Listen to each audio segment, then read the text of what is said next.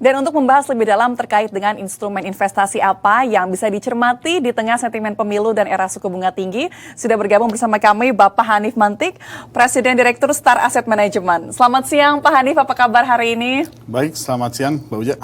Baik Pak Hanif, terima kasih sudah bergabung bersama kami di studio kami. Pak Hanif, kita tahu ya bahwa sepekan lagi kita akan memasuki puncak tahun politik, pencoblosan tanggal 14 Februari. Tapi kalau kita lihat transaksi di bursa saham ini cenderung menurun ya, dengan transaksi masih sekitar 10 triliun rupiah. Nah sebenarnya sejauh ini seperti apa investor institusi melihat tahun politik? Ya, pastinya tahun ini jauh lebih optimis dibanding tahun kemarin. Ya. Memang masih ada beberapa hal yang istilahnya menjadi concern untuk para investor ya, gitu. Tapi potensinya jauh lebih besar sih dibanding tadi ya, halangan-halangan di tahun ini gitu. Kalau kita ingat di kuartal terakhir kemarin ya, bulan September, Oktober ya. Pasar kita juga kena terpaan koreksi yang cukup dalam ya. Saat itu kan saya ingat IHSG turun ke 6.600 gitu ya. Rupiah juga mendekati 16.000. Terus government bond yang 10 tahun di atas 7% gitu. Nah kalau sekarang itu relatively udah lebih mereda gitu kekhawatirannya gitu. Karena tahun ini banyak katalis positifnya sih. Jadi buat kita sih tahun ini harusnya investasi di pasar modal akan jauh lebih menguntungkan. Oke, tadi Pak Hanif menyebut bahwa banyak katalis positif di tahun ini. Katalis positifnya apa saja Pak? Ya minimal yang saya lihat ya ada 4 sih katalis positif ya. Pertama pertumbuhan ekonomi, udah rilis kan ya data pertumbuhan ekonomi 5%. Dan rata-rata emiten yang ada di bursa saham kita tahun ini kemungkinan membukukan pertumbuhan laba sekitar 10%. Itu katalis positif pertama. Katalis positif kedua, penurunan tingkat suku bunga. Kalau tahun kemarin kan suku bunga itu cenderung naik terus ya ke atas gitu. Fed Fund Rate mencapai puncaknya 5,5%, lalu BI rate juga naik ke 6%. Nah di tahun ini suku bunga akan turun biasa. Lalu ketiga itu dari sisi mata uang. Memang kalau lihat sekarang ya mata uang tuh mendekati 16.000 lah, 15.800-an gitu. Cuman kalau dilihat prediksi dari pelaku pasar ya, rupiah itu cenderung akan menguat sih di 3 tahun mendatang ya.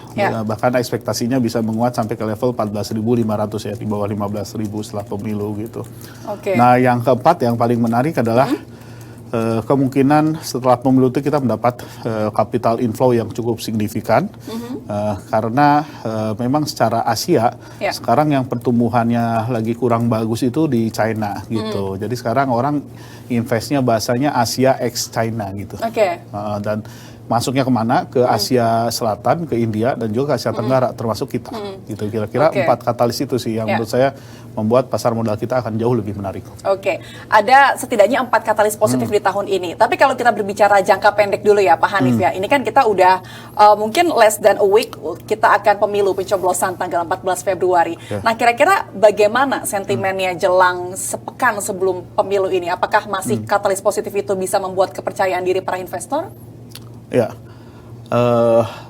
saya melihat masih ada ya, karena investor itu kan sebenarnya ngelihat ke prosesnya lah gitu. Sekarang kan proses debat juga udah selesai, tinggal berapa ya, 5 hari lagi mungkin ya kita mencoblos ya gitu. Jadi orang akan ngelihat gitu. Nah, seperti apa dampaknya ya sebenarnya sih kalau pelaku pasar sih pengennya cepat selesai sih. Kalau bisa satu putaran.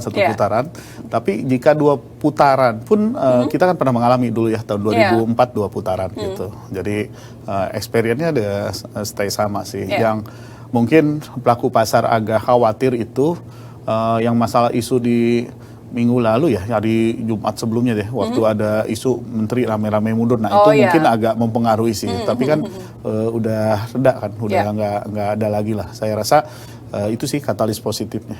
Oke, baik. Berarti kalau kita mencoba belajar dari historical pemilu-pemilu sebelumnya, memang kecenderungannya menjelang pencoblosan ini, apakah investor menjadi lebih konservatif, hati-hati, atau sebenarnya behaviornya tetap sama saja? Ya, balik lagi, kalau kita ingin berinvestasi di instrumen yang berisiko, salah satu cara mengurangi risiko itu adalah dengan berinvestasi lebih lama gitu. Yeah.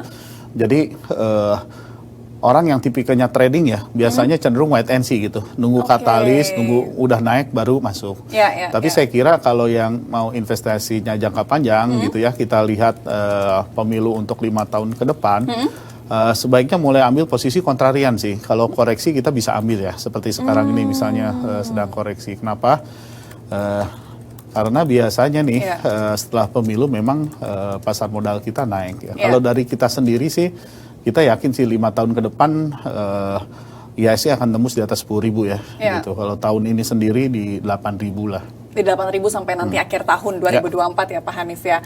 Baik, berarti tadi bergantung juga ya kepada perilaku investornya mau trading jangka pendek atau trading jangka panjang. Betul. Oke, nah tapi kalau terkait dengan capital inflow, sebenarnya kalau dari investor asing ini melihat kita bagaimana sih, kan ini kan sudah mau masuk pekan politik ya, apakah sudah investor asing juga masih wait and see? Kemarin sih saya lihat datanya ada kecenderungan investor asing sudah mulai masuk ya di saham. Cuman memang yang dia ambil itu yang saya ingat 5 saham utamanya bank ya. 5 saham utama bank itu mengalami net inflow yang cukup signifikan. Kenapa? Karena di awal Februari ini kan ada beberapa yang sudah mengeluarkan earning season ya, kayak Bank Mandiri gitu. Sudah mengeluarkan rilis laporan keuangannya gitu. Dan kalau dilihat sendiri meskipun IHSG negatif, sebenarnya sektor perbankan kinerja sahamnya positif semua. Oke, baik. Berarti sudah mulai terlihat ada capital inflow ya masuk ya. Tadi kita sudah berbicara tentang instrumen saham. Tapi kalau misalkan pasar surat utang, Pak Hanif, di era suku bunga tinggi dan tahun politik ini, sebenarnya investor masih akan menempatkan dana nggak sih di pasar surat utang? Ya. Kalau surat utang itu kan katalis yang utamanya kan ikut apa yang terjadi di Fed ya, di Amerika ya. Nah, pelaku pasar di sana tuh sangat optimis. Fed itu akan menurunkan suku bunga ya. Yang paling optimis itu bisa turun 150 basis poin atau 1,5%. Jadi kalau dari 5,5% itu di kisaran 4% gitu ya. Namun Fed-nya sendiri cenderung lebih berhati-hati. Mungkin turun sekitar 50 sampai 75 basis poin. Tentu kalau Fed-nya turun, kemungkinan BI juga akan mulai menurunkan suku bunga ya, karena pasti dia akan melihat rupiahnya juga gitu. Nah, penurunan suku bunga ini akan berimpact sangat positif terhadap harga obligasi gitu. Jadi memang seharusnya orang sudah mulai mengakumulasi obligasi. Oke, berarti mengakumulasi obligasinya itu sudah bisa mulai dari sekarang ya Pak Hanif ya. Tapi kalau Pak Hanif melihatnya pemangkasan suku bunga kira-kira akan terjadi kapan? Paling cepat bulan Maret, tapi yang konservatif bulan Mei lah. Artinya setelah semester kedua harusnya semua udah turun ya. Oke, berarti semester kedua ya, Mei atau semester kedua. Nah tadi kan kalau Pak Hanif menyebut kalau dari pasar paling optimis diturunkan 150 BPS.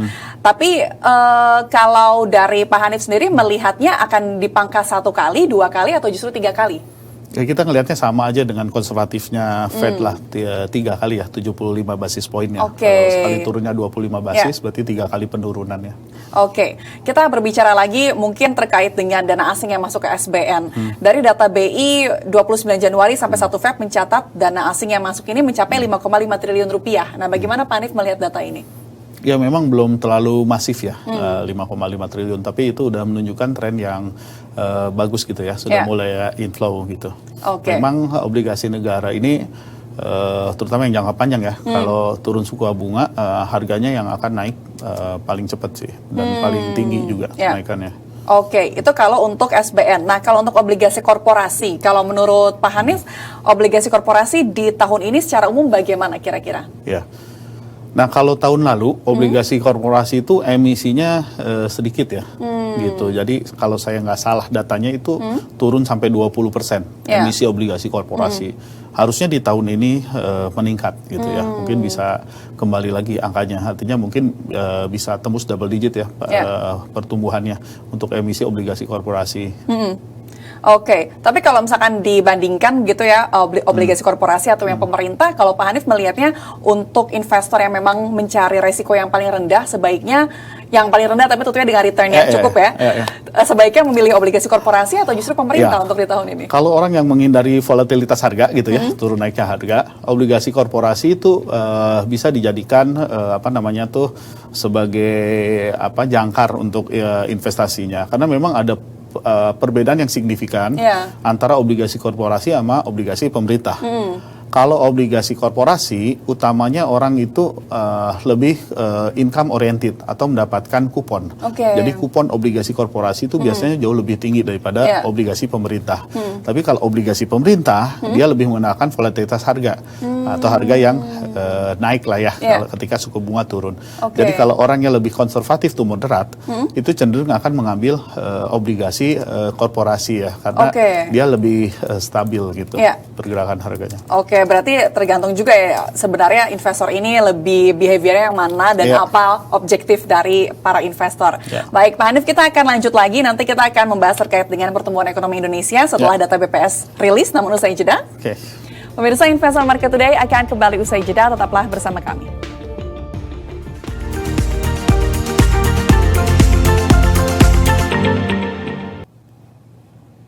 Terima kasih Anda masih bersama kami di Investor Market Today. Kita akan melanjutkan dialog bersama dengan Bapak Hanif Mantik, Presiden Direktur dari Start Asset Management.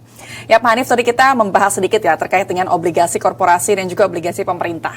Nah, kalau dari sisi likuiditas penerbit obligasi, apakah Anda melihat resiko di tahun ini sebenarnya bagaimana? Mengingat secara umum kita masih ada di era suku bunga yang cukup tinggi. Ya saya kira sih karena sudah menunda di tahun lalu ya penerbitan, saya kira di kuartal 1 ini harus segera dimulai sih ya, gitu, untuk mulai menerbitkan obligasi korporasi karena demand-nya memang tinggi gitu, likuiditasnya masih cukup banyak di market. Berarti Anda melihat likuiditasnya masih cukup baik ya? Betul. Baik. Kalau kita beralih ke pertumbuhan ekonomi, Pak Hanif. Ini kan kemarin BPS juga baru merilis ya pertumbuhan ekonomi di level 5,05%. Sebenarnya agak melambat dari 2022 5,31%. Kalau pasar melihatnya bagaimana? Apakah memang sudah sesuai ekspektasi? Ya, memang ekspektasi kan di atas 5% gitu ya. Di kisaran sekarang ini gitu ya. Nah, kalau pertumbuhan ekonomi ini kan komponennya banyak ya. Yang orang akan nilai bisa tumbuh di atas 5% itu pertama konsumsi rumah tangga ya.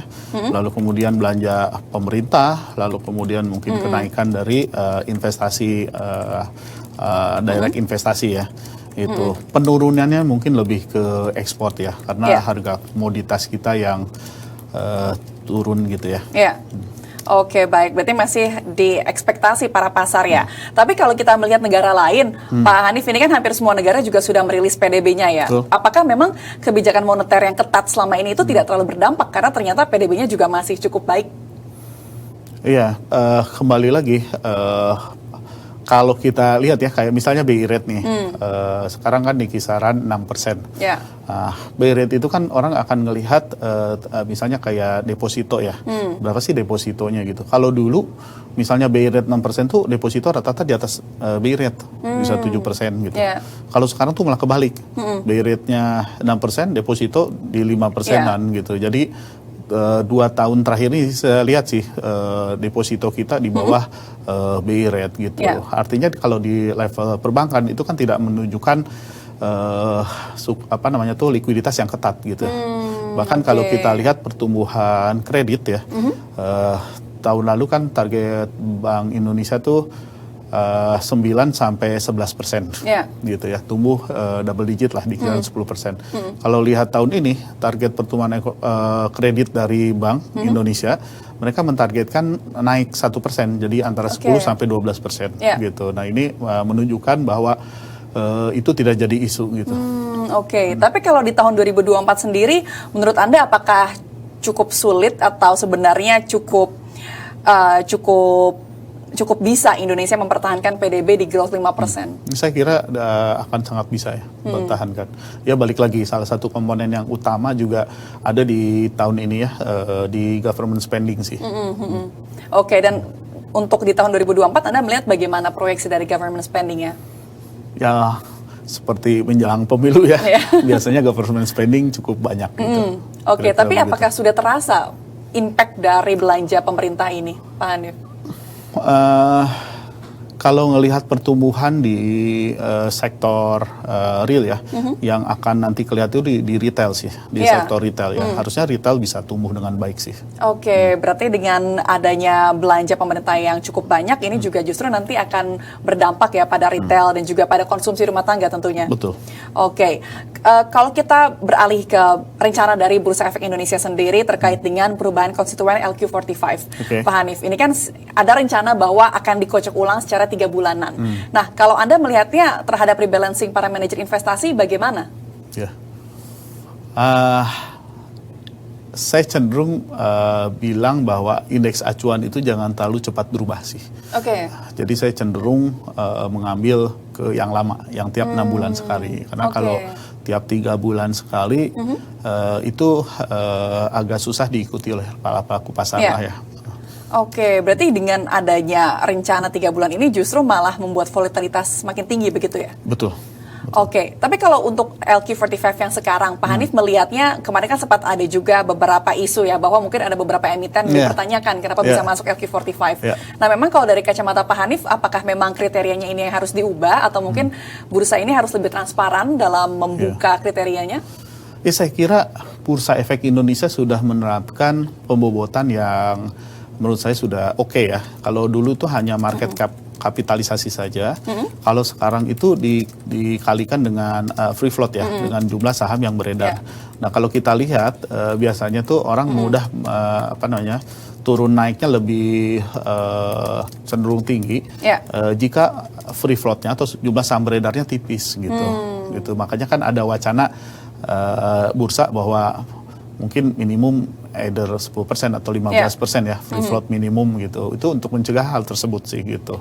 Gitu. Dan kalau kita lihat yang free floatnya cukup tinggi misalnya di sektor perbankan ya, rata-rata kan kayak bank-bank besar tuh hampir 40%-an ya. Nah, itu saya kira mencerminkan IHSG. Cuman yang free floatnya kecil sih, yang menurut saya yang harus dipertimbangkan untuk masuk ke dalam portofolio gitu. Meskipun terlihat sekarang kan likuiditasnya tinggi dan market kapitalisasinya tinggi. Jadi saya ingin sih ada faktor masukan juga di free float itu tadi, karena jumlah saham yang beredar semakin banyak akan semakin mencerminkan nilai pasar yang sesungguhnya. Oke, tapi kalau kita berusaha untuk memahami dari wacana ini sebenarnya kenapa ya harus 3 bulan? Apakah ini langkah untuk meningkatkan transaksi mungkin? Ya ada juga mungkin yang saya lihat selain saya kira bukan masalah meningkatkan transaksi sih. Mungkin dipandang pergerakan 6 bulanan itu sudah ketinggalan gitu. Jadi lebih cepat lagi perubahan yang terjadi di 3 bulanan gitu ya. Meskipun saya sendiri saya lebih personal view ya, masih lebih baik mempertahankan di 6 bulanan sih. 6 bulan ya, Kalau kita belajar dari best practice indeks acuan internasional, sebenarnya seharusnya yang best practice itu bagaimana, Pak? Seingat saya 6 bulanan. 6 bulan ya? Seingat saya 6 bulan. 6 bulan, tapi harus dilihat juga dari free float-nya tadi ya, dan juga mungkin ada kriteria yang mungkin harus ditambahkan kalau menurut Pak Hanif? Ya minimal ya itu tadi free float lah. Misalnya yang masuk ke sektor ke indeks acuan tuh kalau bisa free floatnya misal di atas 20% ya gitu ya, baru bisa. Artinya kan kalau yang itu kan dia relatively lebih mencerminkan nilai pasar ya. Tapi kalau diterapkan, misalkan nanti memang beneran diterapkan 3 bulan, kira-kira dari manajer investasi apakah akan merubah strateginya? Bagaimana perubahan strateginya untuk mengikuti kocokan 3 bulan ini? Harus menyesuaikan sih. Karena kan bagaimanapun manajer investasi itu tolak ukurnya adalah benchmarknya gitu. Jadi kita harus mengungguli benchmarknya. Baik. Kalau secara umum nih Pak Hanif, sebenarnya sekarang stance Anda dengan kondisi yang ada bagaimana sih? Apakah masih konservatif? Saya lebih cenderung enggak ya. Saya cenderung lebih masuk ke aset berisiko gitu. Artinya masuk ke obligasi dan saham gitu dibandingkan di pasar uang. Justru lebih beresiko ya? Lebih berisiko karena itu tadi katalisnya kan, misalnya kalau saham gitu ya, saham itu kan valuasinya itu dicerminkan oleh tingkat pertumbuhan dan pembaginya itu kan cost of fund gitu ya, atau biaya gitu. Nah, kalau pertumbuhannya tinggi, lalu pembaginya adalah suku bunga yang turun, berarti kan valuasinya harusnya tinggi ya. Jadi saya kira itu yang bisa membuat kita bisa re-rating ya, gitu. Oke, tapi kalau reksadana, kalau kita lihat dari reksadana jenisnya, kira-kira nanti jenis apa Pak Hanif yang akan memiliki imbal hasil tinggi? Apakah yang berbasis obligasi atau pendapatan tetap? Saya kira reksadana yang berbasis obligasi negara yang jangka panjang dan juga saham itu akan mengalami imbal hasil yang lebih tinggi. Oke, berarti obligasi pemerintah ya? Ya. Oke, terakhir Pak Hanif, berapa target kelolaan dana Anda di tahun 2024? Kita ada sekarang kan sekitar 16 triliunan ya. Kita ada target naik sekitar 7 triliunan di 23 triliun. Oke, baik. Berarti untuk di tahun ini memang potensinya lebih besar ya, karena akan ada banyak katalis positif di tahun ini. Baik, terima kasih Pak Hanif Mantik, Presiden Direktur Start Asset Management, sudah hadir bersama kami, membagikan insight dan waktunya. Terima kasih, selamat kembali beraktivitas. Terima kasih, Mbak Uja. Ya, pemirsa Investor Market Today akan kembali usai jeda, tetaplah bersama kami.